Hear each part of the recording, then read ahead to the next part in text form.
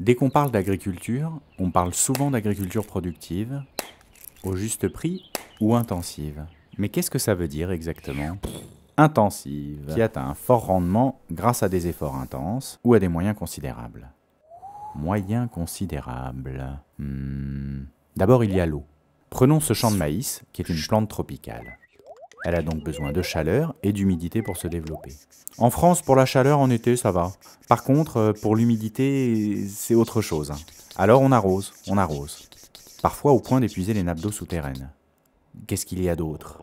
Ah oui, on est intensif en intrants chimiques. Les intrants, c'est tout ce que l'agriculteur doit acheter pour produire, comme les insecticides, les herbicides, bref, les pesticides. Malheureusement, en quantité trop importante, ces molécules chimiques déséquilibrent les écosystèmes. Et se retrouvent aussi dans les nappes phréatiques. Ce système de production coûte de plus en plus cher aux agriculteurs. D'abord parce que le gasoil augmente, et ensuite car la fabrication de ces produits nécessite du gaz et du pétrole, qui sont de plus en plus rares, donc de plus en plus chers. Au final, être intensif en énergie, c'est quand même être fragile dans le futur. Mais alors que faire? Peut-on produire différemment? Peut-on être intensif, mais autrement? Reprenons notre champ. Tiens, en hiver il est nu. Pas très intensif ça. On pourrait cultiver de la moutarde ou autre chose, et même associer plusieurs cultures à la fois. On augmenterait le rendement global de la parcelle, on serait donc plus intensif. Mais intensif en quoi? Ah oui, en soleil, qui est gratuit et abondant, et que l'on capte via la photosynthèse. En plus, ces plantes permettent de réduire la pollution des nappes souterraines. D'ailleurs, quitte à cultiver quelque chose, autant mettre des légumineuses. C'est quoi les légumineuses? C'est par exemple les pois ou les lentilles. Toutes les plantes ont besoin d'azote pour se développer. Seules les légumineuses peuvent capter l'azote présent dans l'air par leurs racines.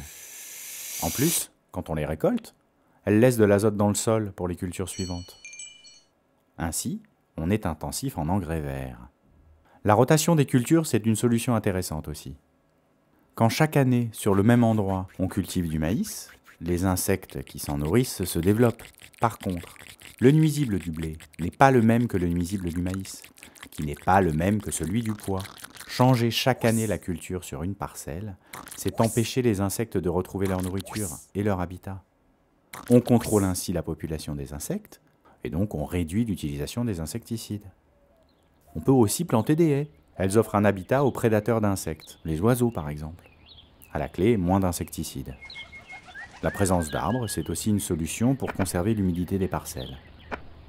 Tout cela, c'est être intensif en biodiversité. Pour finir, toutes ces alternatives nécessitent plus de bras. En moyenne, on sait que l'agriculture biologique emploie un tiers de main-d'œuvre en plus. Mais au final, une agriculture intensive, ça veut tout et rien dire. Il faut juste savoir intensive en quoi? En eau, en intrants chimiques, en énergie fossile, ou alors en soleil, en biodiversité, en hommes et en savoir-faire.